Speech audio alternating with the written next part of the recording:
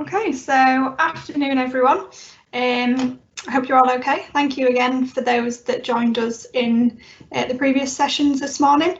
So this afternoon we're going to be talking to one of our hiring managers, Sapna, and one of our guys from the recruitment team, Joe, and they're just going to talk you through kind of the application process if you apply for a graduate or placement role with us, and kind of how that process works, and kind of if you've got any general career questions, anything you want to know about the role or anything like that, then these guys will be able to answer those for you. So for anyone that doesn't know me, if you didn't join us this morning, my name's Charlotte and I work in the communications team. So I look after all sorts of comm stuff, part of which is helping the recruitment guys with running this event today. So yeah, I'm going to pass you over to Joe and Sapna, who will just introduce themselves, and then Joe's just going to run through a short presentation for you. So Joe and Sapna, I'll hand over to you. Thank you, Charlotte. Good afternoon, everyone. My name is Joe Auckland. I work in the recruitment team. I hope you've had a good day so far, and the careers event has been good for you. Sapna, do you want to introduce yourself? Yes, my name's Sapna Martin and I'm one of the hiring managers. So I'm a design manager on the Severn Trent Water Framework, and I'll be able to give you some information about what sort of things we're looking for from candidates. Perfect. So as the slide you can see, basically we're going to talk about how you apply for our graduate and placement roles.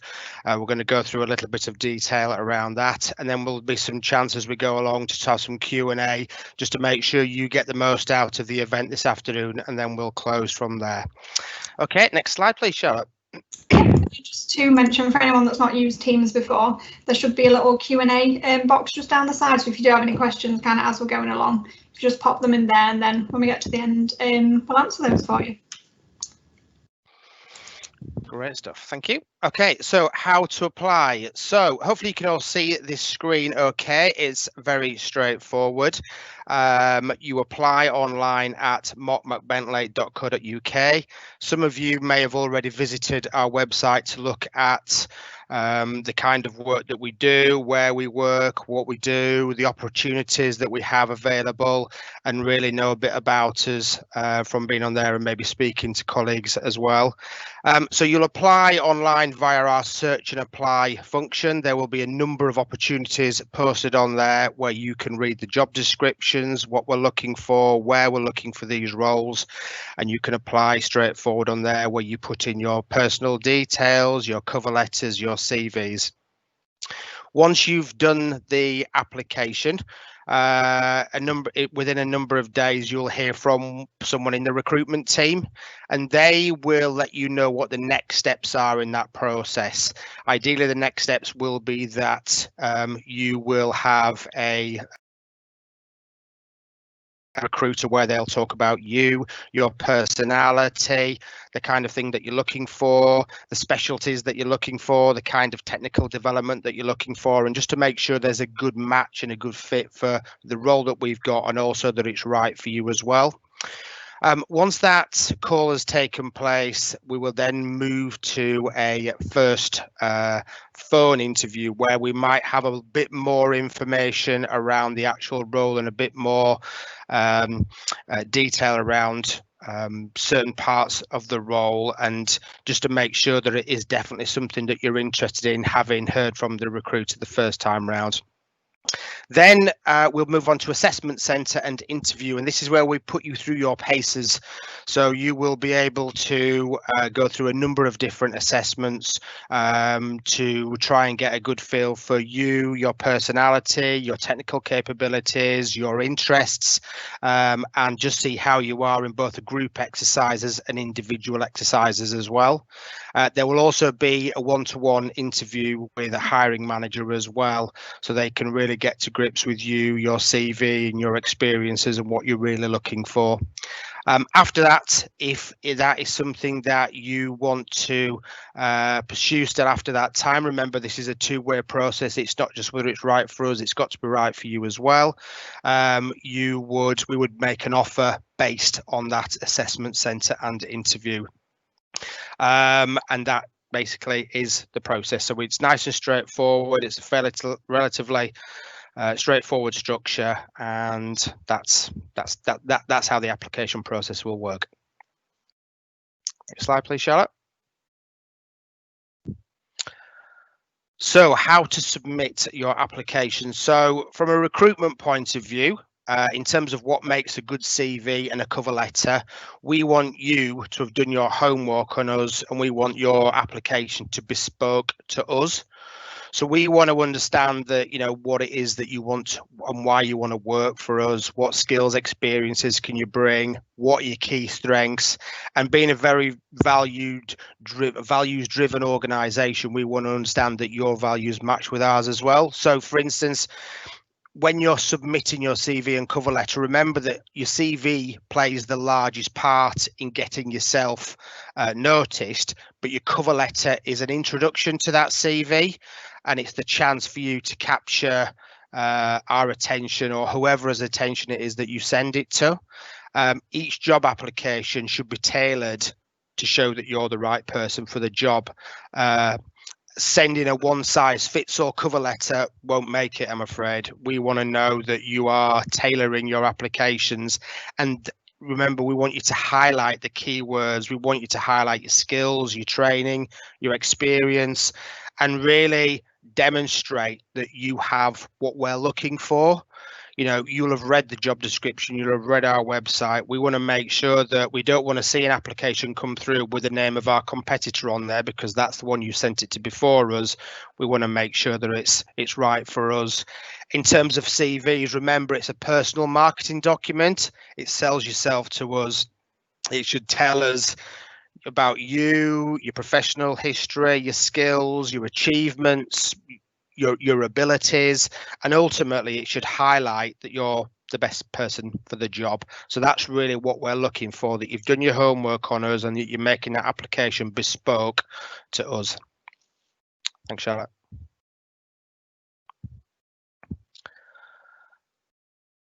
So what we're looking for in a candidate. So this, I think, is one for you, Sapna. So kind of thinking about your team and the role that you do, what are you sort of looking for in a person in a sort of good application? Well, the people that work for us work in teams to deliver quite complex and challenging projects. So I think, we're looking for people who can communicate really well with other people and who get on with other people. People who we think, we would be able to put in a client-facing situation. So say a meeting with a client, and would be, come across as a professional person, professional attitude. So I think really attitude is one of the most important things. Excuse me, I'm just going to take some water.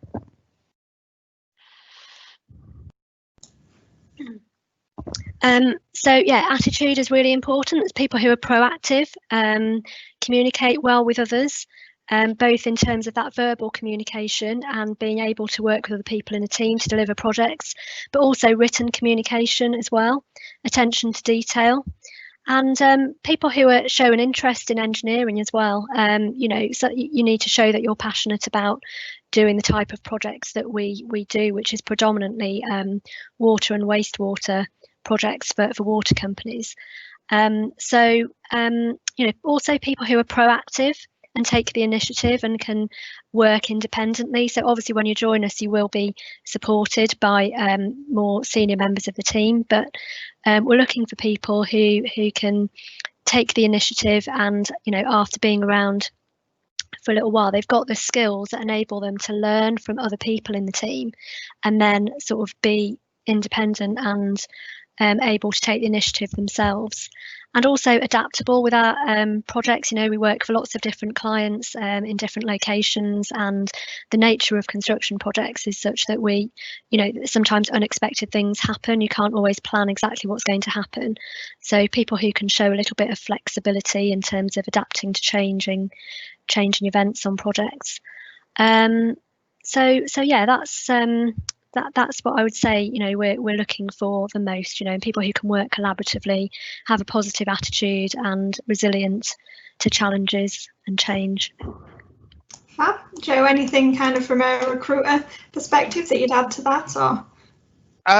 No, I don't think so. I think Sapna's covered that really well. I think just the it says, that communication skills, the ability, someone that's willing to, to put some hard work in to really make a career of something. The opportunities that we're going to be giving candidates is sort of second to none, really, in terms of development and experiences with a tier 1 contractor. And I think ultimately we want to make sure that we want to know that candidates really want to work with us and have a desire to succeed. Super. So over to you now again, Joe. Okay, so why choose a role with us? Okay, so I've written some of this down to make sure I don't forget it all. So we offer, for those of you that I know we have potential graduate students on the phone, and we also have on the line, and we also have placement students on here as well. So what we do offer is a very competitive package, which includes a competitive salary, placement salaries and graduate salaries, and for those with bachelor's or with master's degrees as well, they slightly vary, but we do offer a very competitive salary. 30 days of annual leave, which includes bank holidays. Agile, flexible working is certainly very important, especially in the current climate. A lot of us are working very flexibly and very agilely. What we have proved is that working from home in conjunction with time on site or in an office is working extremely well, and productivity is superb. So that will certainly play a big part in a future placement or a role with us. In terms of the package, for certainly the graduates that are on the phone, we have a very good pension scheme which is matched up to 7%. After 6 months, you'd be eligible for our company bonus scheme, which is a discretionary scheme based on individual and company performance. The package can also include life assurance, critical illness, healthcare, dental insurance. It's a very good rounded package which supports you in your work. In terms of the flexible benefits, health initiatives as well, we also have a Mott MacDonald graduate program which you would be enrolled onto. There's a personal development program as well, which is typically runs for around about 3 years. And after any offer, you would have a buddy assigned to you, which would really be on board from the moment you get your offer, even before you join us. So they would be sharing information with you. They would be updating you on any new project wins, anything to do with it, so that we really want to keep that momentum going from the excitement of you've now got an offer and you're going to be working with us to really when you start and beyond. In terms of development opportunities, I don't know, that might be better for you to answer that one, Sapna, if you wouldn't sure. mind. Yeah, so I was going to say that, regardless of which location you work in with us, we have lots of people who are sort of members of various different professional institutions. So, for example, I'm a chartered civil engineer, so I help to mentor civil engineering graduates who are looking to become chartered with the Institution of Civil Engineering.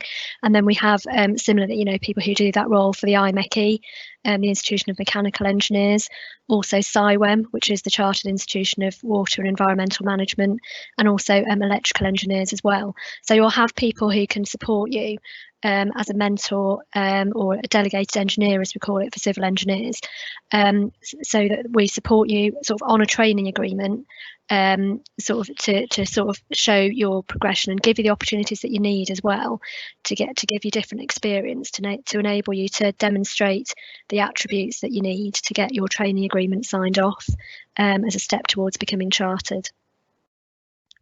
Excellent. Thank you. I think that's me done on that slide, Cher. Yeah.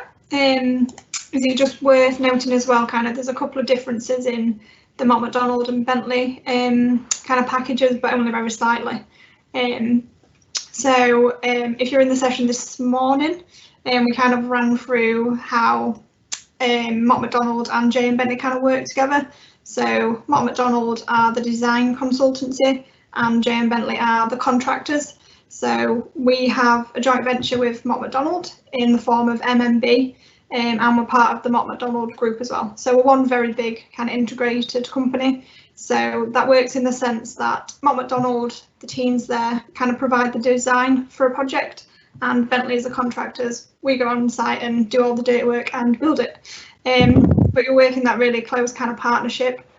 So the design roles, most of them you'll be working with Mott MacDonald.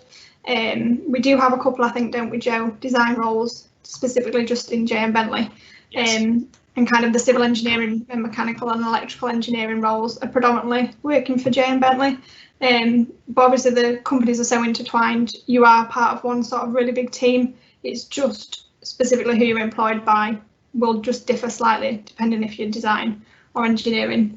But as Joe said, kind of they're all competitive and they're all very, very similar. So you kind of don't miss out on any opportunities or anything like that, which is great.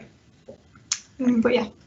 Hopefully if I could just, do you mind if I just add to that? I think that the opportunities actually, if you're looking for a job in design, I think your opportunities are much greater as well with us in terms of being in that integrated team, because it's quite fast paced. So you're delivering a design to suit the timescales of the teams on site who are going to be building it by the dates when the client needs. So it's quite different to if you're working in a consultancy office where you might be working on the feasibility or outline design of something that may never get built, or it might sit on the shelf for a number of years before being built. This is something you're going to work on the design for something that is going to be built in a few months, and you'll actually be able to see it, be able to go out on site and actually see it being built with your own eyes.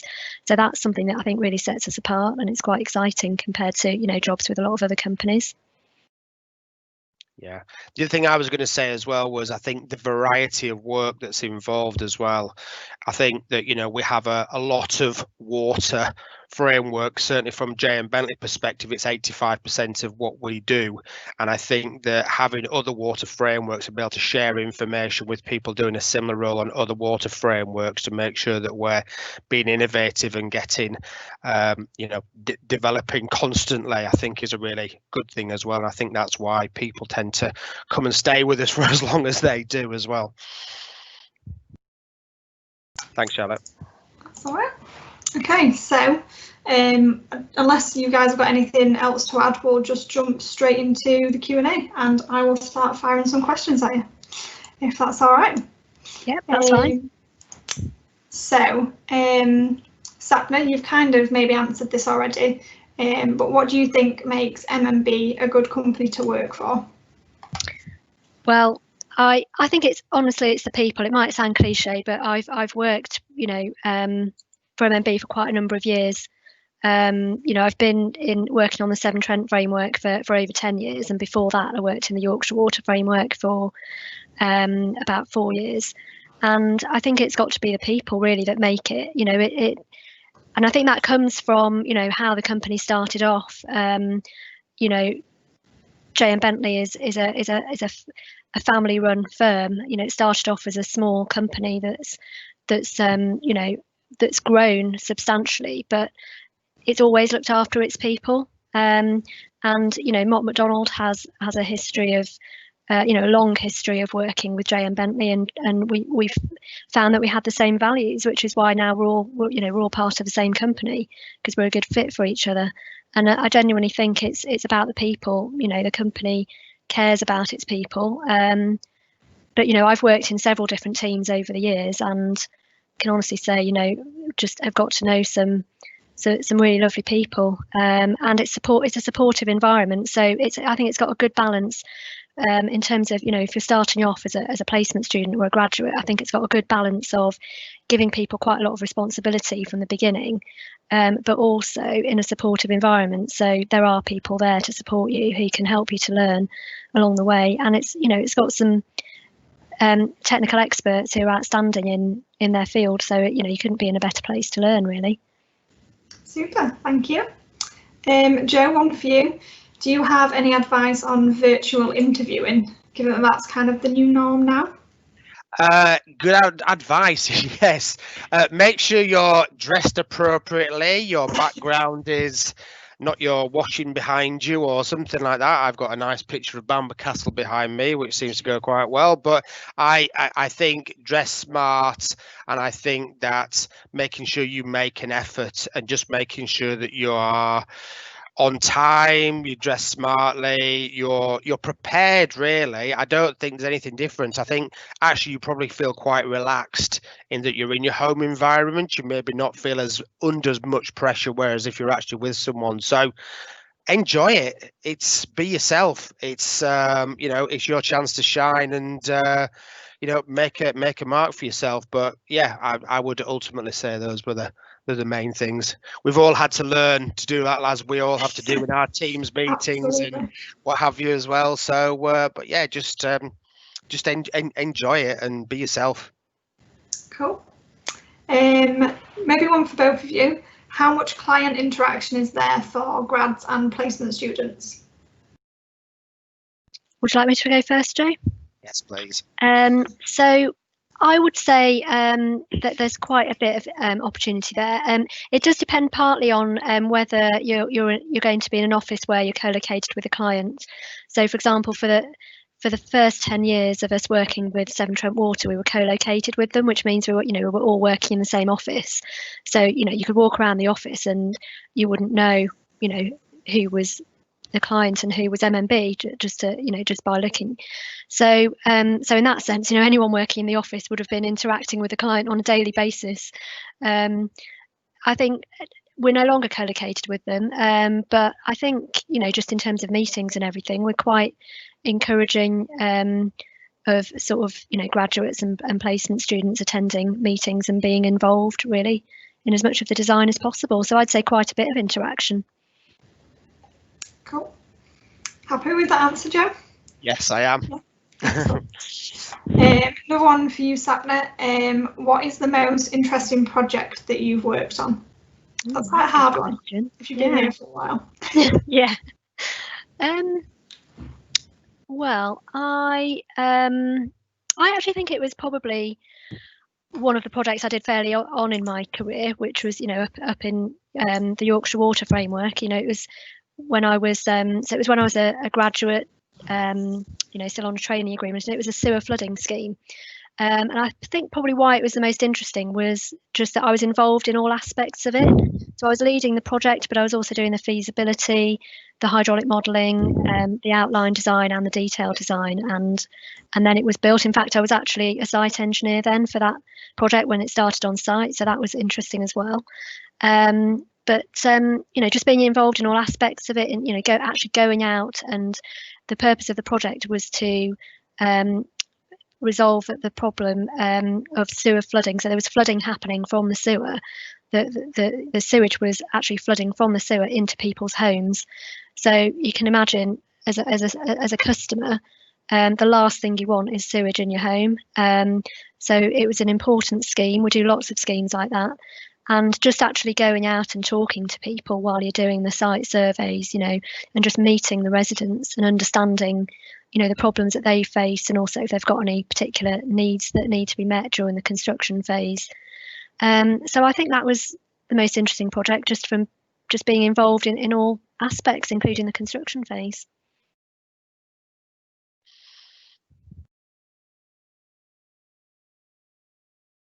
Show you on mute. Oh, sorry. Sapna, another one for you. What attracted you to working in the water sector? Well, the reason I decided to work in the water sector is actually when I was at university, and I was looking for a summer vacation placement, so a job, one summer holiday. I went and did some work experience at the local water company where I was living at the time. So it was actually South Staffs Water, so it was a water supply only company, and just had a really good summer placement and found it very interesting. Went and did some site visits, got involved with different aspects of what they were doing in that team, and just decided based on that that's what I'd like to try and do. And I've continued to stay in the sector ever since. There's quite a lot of variety in what we do.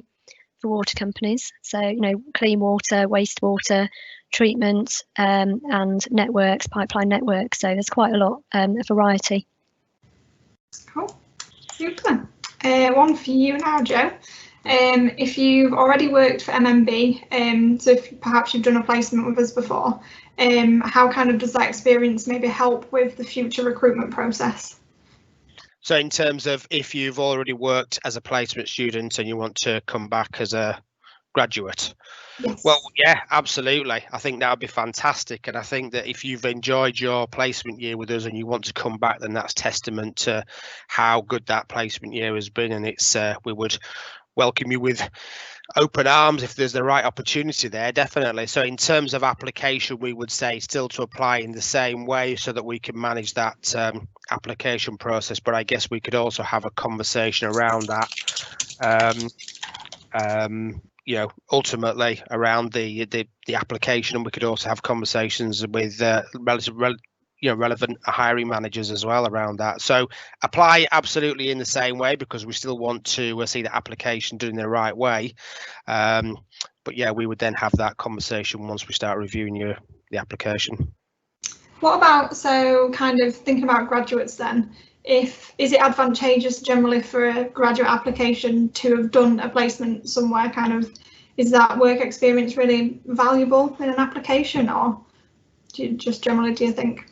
I think so, yes. I think it shows that there's a willingness there, and also depending on the degree that person is doing, if they've made the effort to then have a year out in a relevant subject and done that, then yes, I think that's something that's great to have that experience alongside your academic achievements and what have you. But I would feel that's quite a strong thing to look forward to, Sapna. I would, yes, definitely, and it's just I mean, it really helps us out when we're sort of looking for people if we know the person. So, you know, we've had cases where, you know, we've had people come and work for us for a summer or for a year, and we then get to know each other. You get to know us, we get to know you, and that just means that, you know, it makes it much easier really when we're recruiting if it's somebody we know, and then we know what their strengths and skills are. Yeah. Just something actually that I thought to add to the previous question. So I did my placement here 7 years ago.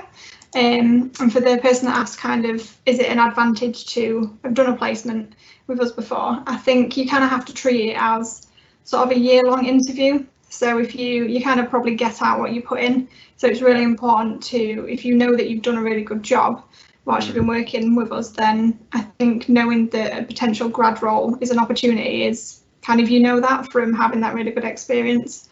So I think, yeah, I think a placement's really invaluable as well. You just have to, it is what you make it, and yeah, it is kind of that year-long interview, I think. So yeah, you have to do a good job, but yeah, it's possible, which is good. Yeah, but definitely. Yeah. Definitely. What else have we got? This is a good one. So given kind of the COVID world, will you be considering people who have graduated in the last few years rather than people that have kind of just graduated? Would that make a difference, or? I think we would consider any applications, absolutely. I think it depends. I'd need to get the information correct on this, but I would understand that any application would be taken on merit, and we would look at the basis of that. So whether it's someone in the last few years or whether it's someone in recent times, we would judge any application on merit and treat that accordingly. And also it would depend on maybe what that person's been doing since then. But yeah, we can take each application as it goes and deal with that on a case-by-case basis. Super. This is quite a good one. How common is it for graduates to gain chartership when working at MMB, and kind of how long does that usually take? Sapna, that might be one for you. Yeah, I can probably best answer that for civil engineering graduates, because that's what I'm most familiar with. You know, it's I would say in terms of the graduates that I know, sort of within Mott MacDonald, who are civil engineering graduates, you know, most of them go on to become chartered. I always say that really it's down to the individual. It's something that you've got to want to do. It's not going to be something that the company pushes you to do. You've got to want to do it, because there is a lot of work involved. But if you want to do it and you show the commitment, then you will definitely be supported in terms of opportunities and being given feedback as you go along on your development reports and everything. We have people in our team, the team that I'm in, we have people who are actually reviewers for the ICE, the Institution of Civil Engineers. So they actually do the reviewing for the exam itself. So they've got really good experience. And there's lots of people in the team who have become chartered recently, so who have gone through the process, who can support you and guide you through it. So I would say the majority of our civil engineering graduates do go on to become chartered. What was the other part of the question? Sorry, Charlotte. How long does it take? Yeah. So I would say, again, it depends on the individual, because it depends how committed you are to putting in the work to actually demonstrate, to actually show, to demonstrate the attributes, because that's how you get signed off on each of your attributes. There are sort of 9 attribute groups, and you have to show that you've met different levels of them. So you have to put the work in to actually provide that evidence and persuade someone to sign you off. But I would say if you're very committed and dedicated to doing that, then I would say approximately 4 years. Cool. So do you go into the office for any sort of collaborative working? Maybe, I guess that might have kind of reduced a little bit given COVID, but in the normalish world, is that sort of something that you generally do? Yeah, so going in, well, normally obviously would be in the office virtually all the time. So I don't know if that question is sort of aimed at the moment in the current situation. But if it is, then yeah, what we've done in the office is we've actually set up collaboration areas. So our office at the moment is set up in a socially distanced way, but so we can make sure we're keeping the necessary social distance from each other. But in addition to that, on each floor we've set up collaboration areas where they're sort of basically open plan areas without any desks and chairs, and it means that a number of people can stand there together, have a conversation, but still be socially distancing from each other, and therefore you're still having that collaboration and that discussion. So I don't know, is that what the question was aiming at, do you think? Collaboration during this kind of period of lockdown? Yeah, maybe a little bit of both, I guess. Yeah, how do you guys in design work with the site teams? With the site teams, we go to site. Designers tend to go to site. If you've done the design for a project, then when it goes into the construction phase, you would probably go to site maybe every couple of weeks, every 4 weeks, just for, if nothing else, just to see it being built and just get some feedback from the site team and see if they've got any queries. So yeah, every few weeks really. But in addition to that, even during the design phase itself, as soon as you know who's going to be building it, who the site manager is going to be, you would involve them in the design as well to get their input from a buildability. So that's one of the great things about working for MMB is that you're not just producing your design in isolation from the site team. Because we're all one integrated team, as Charlotte mentioned, when you're doing the design, you'll have input from the construction side of the team. So, you can get their thoughts about the best way to build it, what products might be useful. So it's all, you're designing it. The design is really led by how the different elements are going to be procured and bought and built and put together and installed. So you're actually, it's one integrated team with design and construction being involved in the design. So there's a lot of collaboration involved, I'd probably say on a weekly basis, to be honest. Yeah, super. Just going back to chartership, one question is, does this kind of help you advance your salary? Is that something as well that kind of helps with your career development sort of generally? Definitely, yeah. So we have, I can only really speak for Mott MacDonald really here, but yeah, we have a grade structure. So when someone becomes chartered, they get promoted to the next grade, and that also comes with a substantial salary increase as well. So definitely makes a big difference. And this is a good one. Working at MMB, do you get opportunities to work worldwide? Yeah, some of our people have gone on to global opportunities. I suppose that's one of the good things about working for a global consultancy, that you can do that. I know of 2 particular design leads, design managers that have just moved over to Australia to work on some opportunities over there for 12 months to 2 years. So yes, there definitely is an opportunity. I don't know if you've got more stories about international opportunities, Sapna. You may have, but yeah, yes is the answer. Yeah, I mean, I actually went out and worked in Australia in Adelaide for a bit myself, not as part of MMB, but in between my 2, Mott McDonald Bentley bits of experience. I did actually go and spend some time out in Adelaide, which was, again, a great team to work in and a great opportunity. So I think that's one really good thing another good thing about working for Mott McDonald Bentley is being part of the Mott McDonald group. We're a global company. We've got over 16,000 staff, and we work in over 100 countries. So there are lots of opportunities. Although Mott McDonald Bentley itself is predominantly sort of in the UK, that there are opportunities out there just because of the fact that we're part of a bigger company. Super.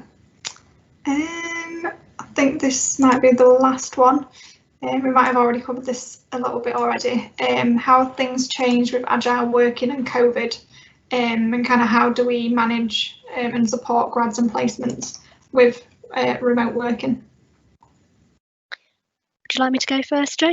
Yes. So one thing that's been really good about this difficult year, and it has been difficult in many ways, but that we've actually, our team that I work in has just done a fantastic job from the day that we went into that first lockdown and we had to work remotely from home. Everyone's just done a fantastic job of just looking out for each other in terms of people's well-being, but also in terms of working as a team.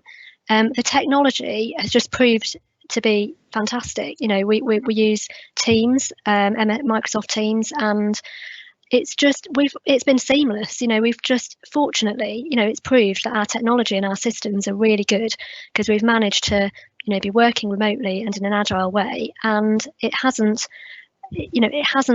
I don't think had an adverse impact on our productivity.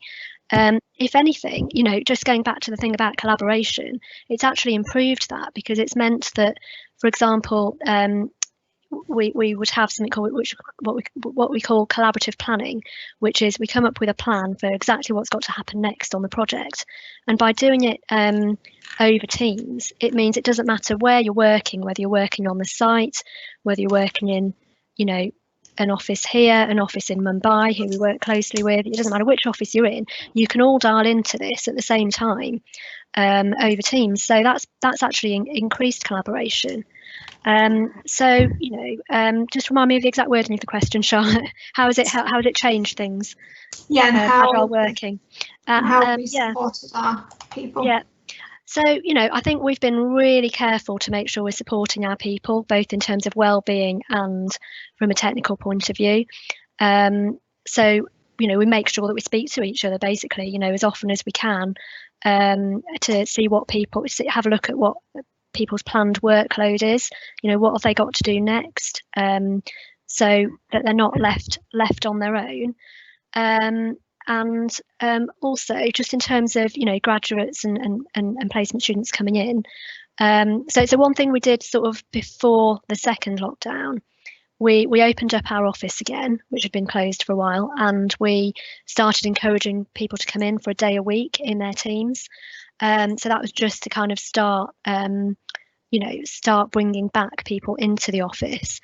And one of the purposes of that was to be able to support people, because sometimes it is easier face to face, particularly for people who are, say, at graduate level or placement students. So it's not all being at home.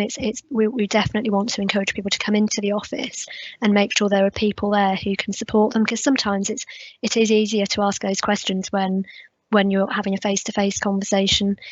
We do have some new graduates who are going to be joining us at the beginning of January, and also a couple of placement students as well joining us at the beginning of January in the office where I work.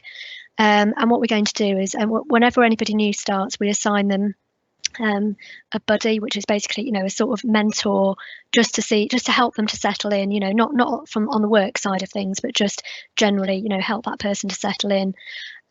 So what we're going to do in January is just make sure that we have at least one person there every day who will not kind of work with those people who are new, and, you know, again, help them to settle in, because obviously there won't be as many people in the office as there would usually.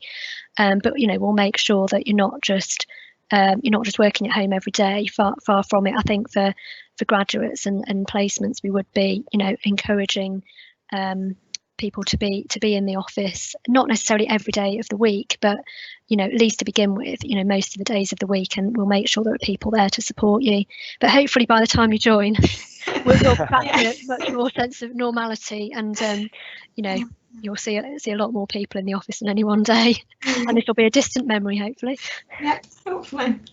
I think the good thing I noticed as well, Shell, was certainly during the first wave of COVID, I know when recruitment was fairly quiet, I was tasked with doing some work on a DSE assessment, display screen equipment assessment. And I think working for a company that regards safety as its top priority for all its people, I think was testament to how they felt about people working from home as well. Just because people working from home, it was still top priority. Everyone's personal circumstances are different, and I think going out to nearly 900 people that effectively were working from home to make sure they've got the right laptops, the monitors, the desks, the chairs, to their mental well-being, to everything was incredible. And I think in a space of a 4 or 5 month period ensured that 99% of those people had the right equipment that they needed to work from home safely as well. And I think that was just another example of, you know, because of the industry and you know, kind of company we work for, it was just another example of how we're looked after. So that was really good to see as well. Super. This one kind of touches a bit on work-life balance. So this might be something kind of to discuss maybe at offer or just generally during employment. If someone wanted to take a sabbatical, is that supported by MMB? I guess it would be. I wouldn't see kind of personal circumstance and that kind of thing. Absolutely. Yeah, we just take everything on one of those on a case by case basis, and it would be discussed at the time. But yes, absolutely, would be open to that. Super. This might be the last one. How frequent is the use of BIM? I cannot answer that. Neither can I. Over to you, Sapna.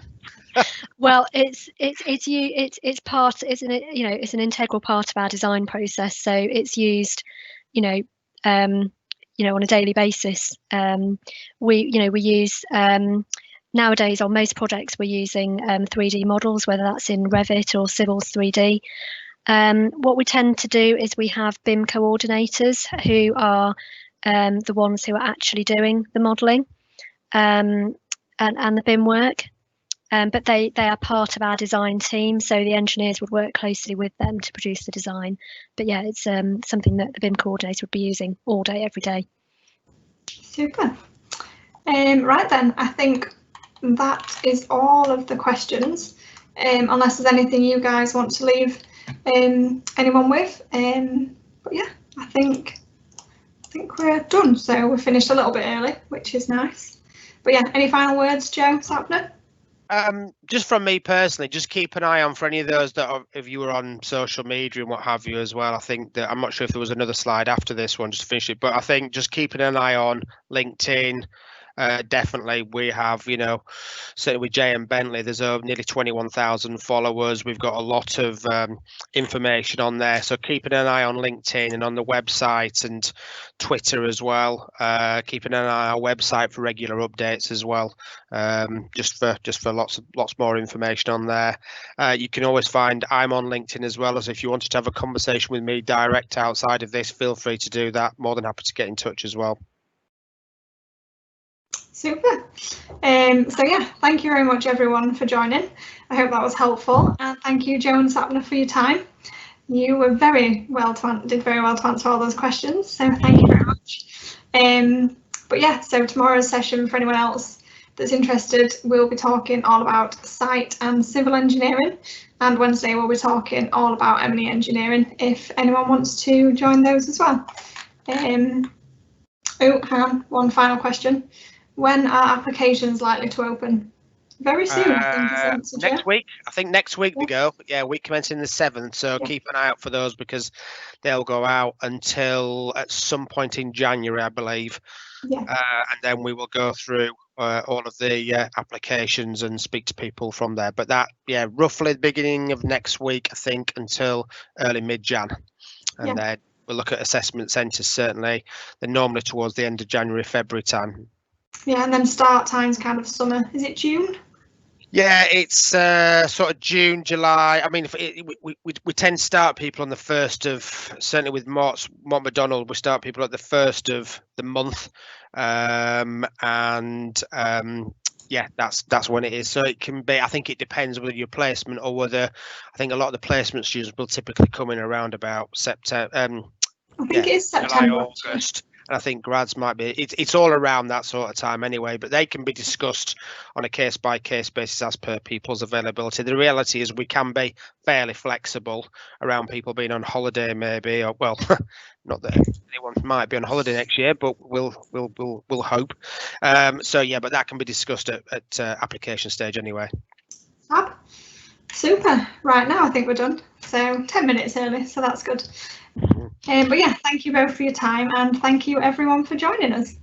All right. Thanks, everyone. Thanks, everyone. Good luck. All right. Bye.